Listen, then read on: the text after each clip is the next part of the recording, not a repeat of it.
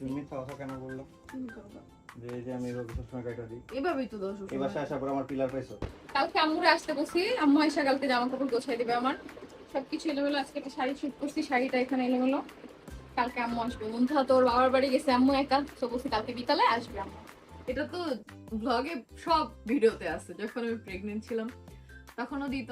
Pregnancy ছাড়াও এই মানুষটা আমারে প্রেগনেন্ট মেয়েদের মতো যত্ন করে।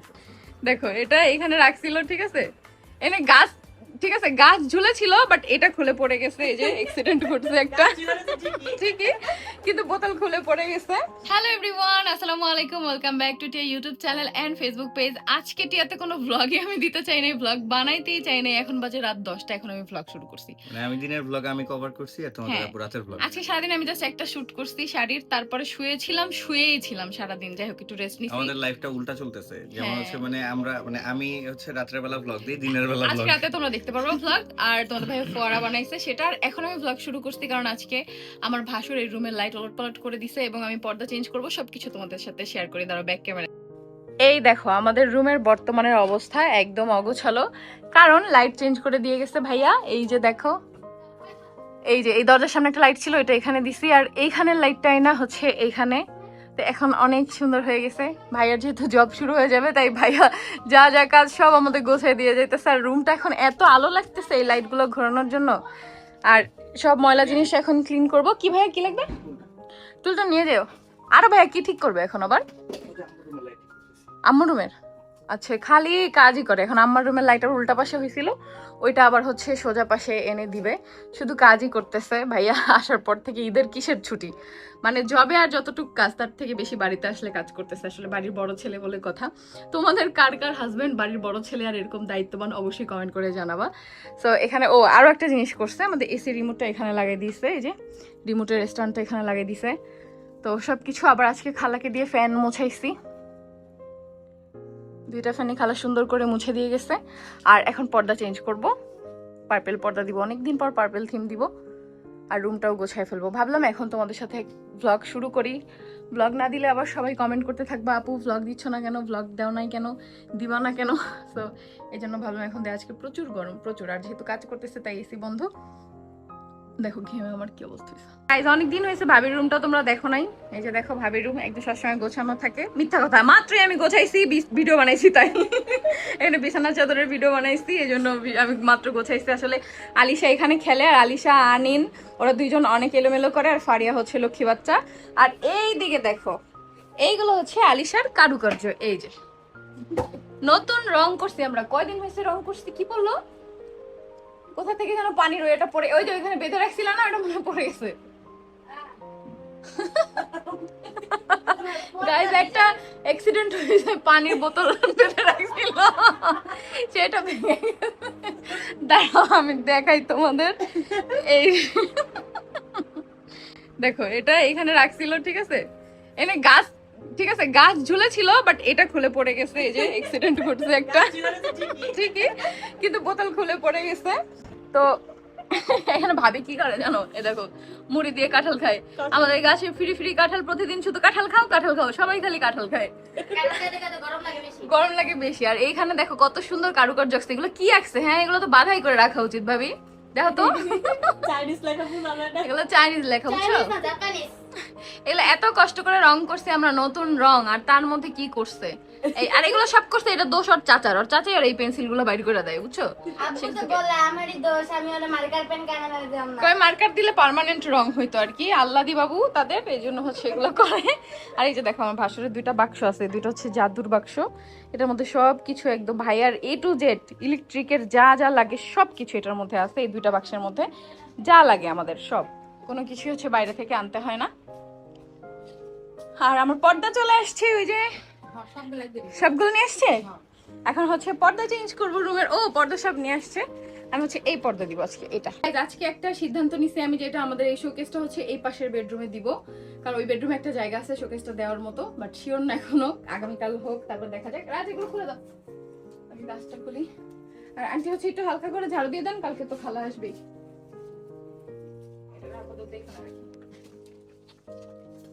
আর কেন সরাবো শোকেসটা, কারণ আমি এখানে একটা সেটিং এরিয়া বানাবো, হয়তো ওইখানে নয়তো এইখানে, বসার জন্য, কারণ কেউ আসলে রুমে বসতে পারে না, আমাদের খাটটা তো ইন্টারন্যাশনাল খাট, এটা তো বসার মতো কোনো ইয়া নাই, এই জন্য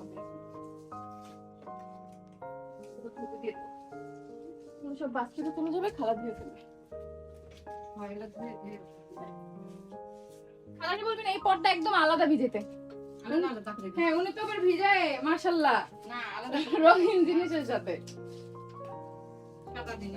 হ্যাঁ কি গাইস, যেদিন ধুবি সেদিন খালি চাদর মেলাই ধুবি। হ্যাঁ যেদিন ধুবে শুধু পর্দাই ধুবে, খালি পর্দায় ধুবি। তাহলে আর কোনো সমস্যা হবে না। আমি এই রুমের জন্য অন্য আরেকটা থিমের পর্দা আনবো, ঈদের পরে সব খুলুক তারপরে, এখন তো সবকিছু বন্ধ।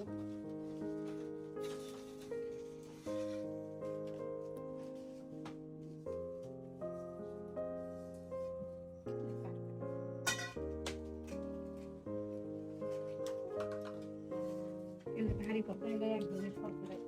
দুইটা দুই দিক। এটাই আর ওই যায়। হ্যাঁ নেবে।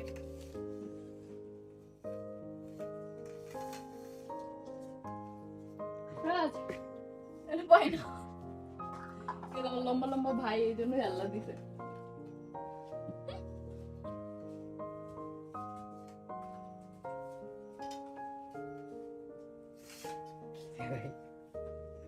কি রে ভাই, চুলা চুলা।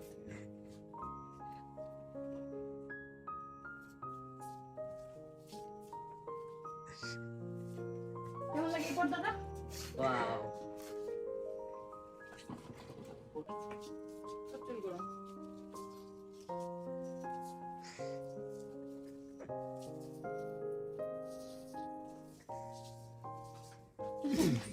সুন্দর লাগতেছে উঠ করে সাদা পর্দা। সুন্দর লাগতেছে। এখান থেকে এই চ্যাপটা লেগে আছে খাটের জন্য। আচ্ছা এখন হচ্ছে এই পাশে দিতে হবে, দাঁড়াও পর্দা লাগাই না। আন্টি এবার ঝাড়ু দিবেন, তাহলে আমরা এই পাশে দাঁড়াই, ঝাড়ু দিয়ে দেবেন। পর্দা চেঞ্জ করলে কিন্তু রুমের লুকই চেঞ্জ হয়ে যায়। আর আলিশার ওই রুমের পর্দাও আমরা চেঞ্জ করে দিছি, আর ওই রুমের গুলো দেখো খুলে নিয়ে আসছি, কারণ এখানে আমি আরেকটা দিব, আরেকটা হচ্ছে এই পাশে শোকেজের এই পাশে দিতে হবে। তো এখন এগুলা দেই, আর শোকেজটা কালকে যেহেতু রাখবো না, দেখো এই সুন্দর পর্দাটা এখানে দিয়ে দিব, কারণ এই পর্দা আমার অনেকগুলো আসতেছে, আমার অর্ডার দেওয়া আছে। Wow, এখন একটা গাছ দিব, এই যে গাছটা, আর গাছের আমগুলো দেখো এখানে ডাল সহ ওইভাবে রেখে দিছে।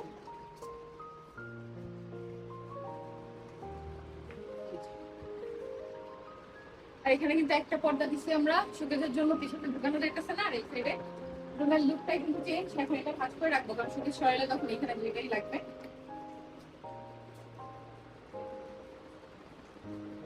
রাখার জায়গায় খুব অভাব, খুব অভাব আমার।